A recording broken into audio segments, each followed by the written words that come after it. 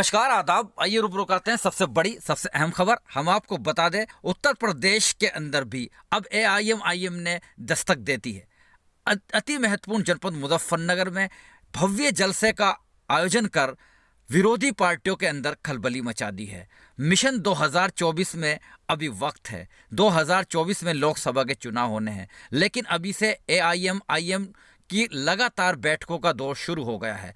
अति संवेदनशील और अति महत्वपूर्ण जनपद मुजफ्फरनगर के अंदर भी एआईएमआईएम अपना असर दिखाना शुरू कर रहा है।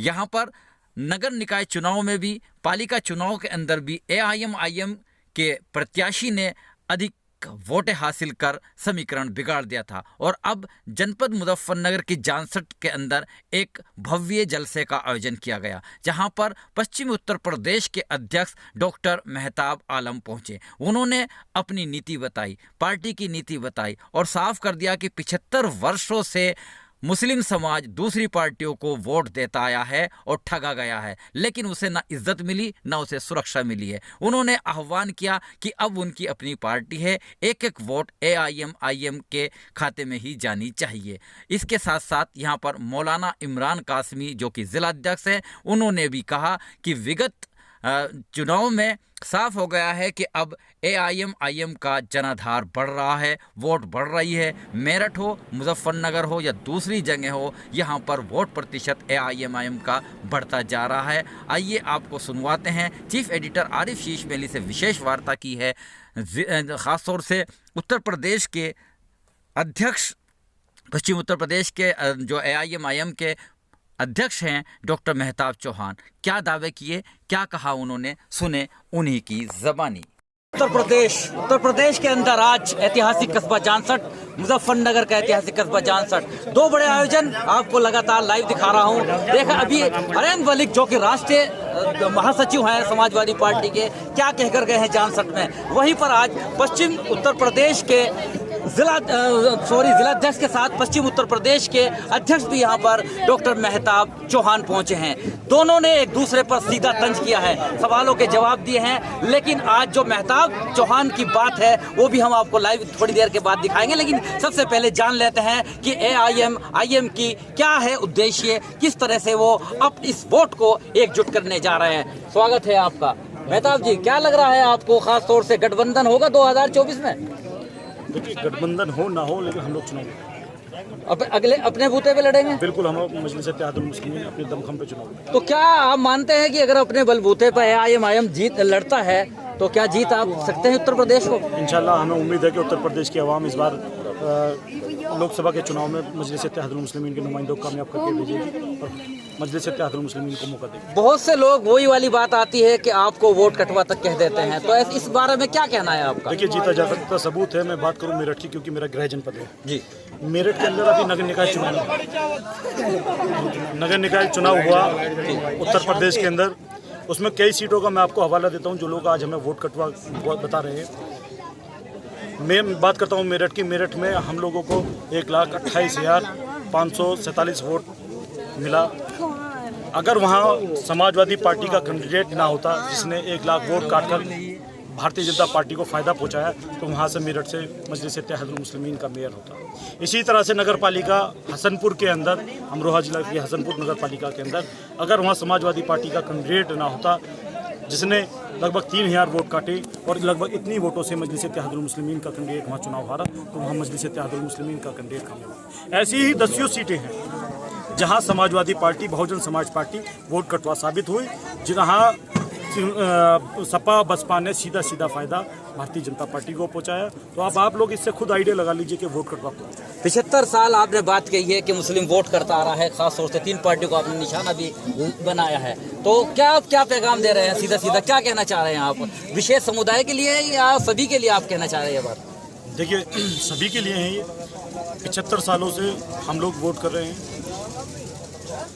एक बात को हम लोगों को अच्छी तरह से समझना चाहिए कि ये नाम निहाद सेकुलर पार्टियाँ और भारतीय जनता पार्टी के बीच में नूरा कुश्ती ये है कि ये नाम निहाद सेकुलर पार्टियाँ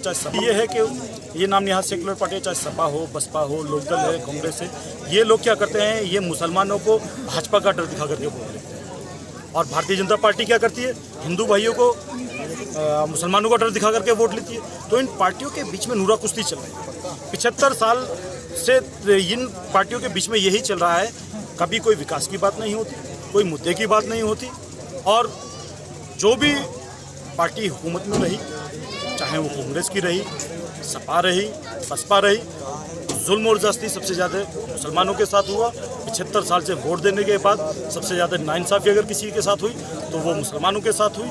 इसलिए हम लोग जगह जगह इस बात बहुत बहुत शुक्रिया। अभी आपने सुना, अभी आपने देखा, पश्चिम उत्तर प्रदेश के अध्यक्ष थे मेहताब चौहान साहब, जो बहुत बड़ी बात कह रहे थे कि आज इनकी नूरा कुश्ती चल रही है भारतीय जनता पार्टी से। उन्होंने समाजवादी पार्टी को शामिल किया है, कांग्रेस को शामिल किया है, और इसके साथ साथ सभी जो दल है 75 साल तक जो मुस्लिम समुदाय उनको वोट दे रहा था, उनकी उन्होंने बात कही है। लेकिन इस बार उन्होंने कहा कि AIM-IM के बीच के लिए पीछे जा रहा है, खासतौर से मुस्लिम समाज, और इसके उन्होंने बहुत से उदाहरण दिए हैं। जिलाध्यक्ष भी से भी मैं आपको रूबरू कराऊंगा कुछ देर के बाद। लेकिन सबसे बड़ी बात यही आ रही है, आज देख सकते हैं वो बड़ा जनसमूह, खास तौर से जानसठ के अंदर समाजवादी पार्टी का कार्यक्रम भी आपने देखा। कितनी मिल रही है, किसको सपोर्ट, ये तो आने वाला वक्त बताएगा। लेकिन 2024 की तैयारियां पूरी तरह से शुरू हो चुकी है। बने रहिएगा मेरे साथ। आरिफ शेष मैली, चीफ एडिटर बारोर बैंच, न्यूज़ इन। इसके अलावा और दूसरे कार्यकर्ताओं तथा पदाधिकारियों ने भी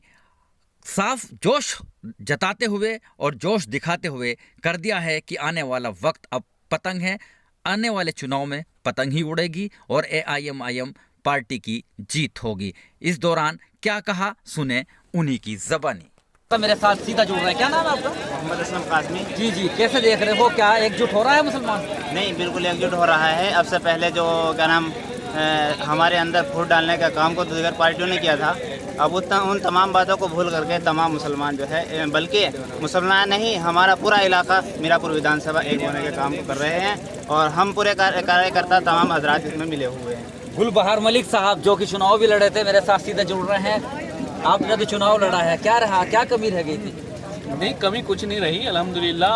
ये जितनी तैयारी थी उससे ज़्यादा हम चुनाव लड़े हैं अल्हम्दुलिल्लाह। आज चर्चाओं में हम ही हैं, चाहे वो जिला अध्यक्ष की ज़बान पे हो, चाहे पूर्व MP साहब की ज़बान पे हैं, तो पतंग ही पतंग है उनकी ज़बान पे। अब तो उन्हें घबराहट सी होने लगी कुछ पतंग के नाम से। क्या 2024 की तैयारी है आपकी? हाँ, इंशाल्लाह 2024 अगर मुजफ्फरनगर लड़ा जाएगा तो बहुत मजबूती के साथ लड़ेंगे इंशाल्लाह। बहुत बहुत शुक्रिया। भव्य कार्यक्रम के अंदर विधानसभा अध्यक्ष बनाए गए हैं उस्मान राजपूत। खासतौर से खतौली विधानसभा के अध्यक्ष का दायित्व दे दिया गया है उस्मान राजपूत को, और वो अब शीघ्र ही अपनी कार्यकारिणी गठित करेंगे। उन्होंने दावा किया कि मजबूती के साथ AIM-IM के प्रत्याशियों को चुनाव लड़ाया जाए। जिम्मेदारी मेरे ऊपर डाली है, मैं इंशाअल्लाह अल्लाह और उसके रसूल को सामने रखते हुए इस जिम्मेदारी को ईमानदारी के साथ जो है पूरी इंशाअल्लाह मैं निभाऊंगा इसमें। बहुत बहुत शुक्रिया। पार्ट 1 में मैंने आपको समाजवादी पार्टी का बूथ तथा सेक्टर जो आयोजन हुआ था कार्यकर्ताओं का वो दिखाया था, और समाजवादी पार्टी के राष्ट्रीय महासचिव हरेंद्र मलिक ने क्या कहा था उससे भी मैंने आपको रूबरू कराया था। और अब आज आपके सामने AIM-IM के पदाधिकारियों ने क्या कहा ये आपने स्वयं सुना है। बहरहाल दोनों का वोट बैंक मुस्लिम समाज है और दोनों ने अपनी दावेदारी शुरू कर दी है। अपना पूरा प्रयास है कि मुस्लिम समाज की एक एक वोट वो अपनी पार्टी में शामिल करें। अब देखना होगा कि आने वाले चुनाव में समाजवादी पार्टी या AIM-IM कितना अपना असर दिखाती है। तब तक बने रहिएगा मेरे साथ। आरिफ शेष मैली, चीफ एडिटर बारोर बैंच, news in today Lucknow, Muzaffarnagar.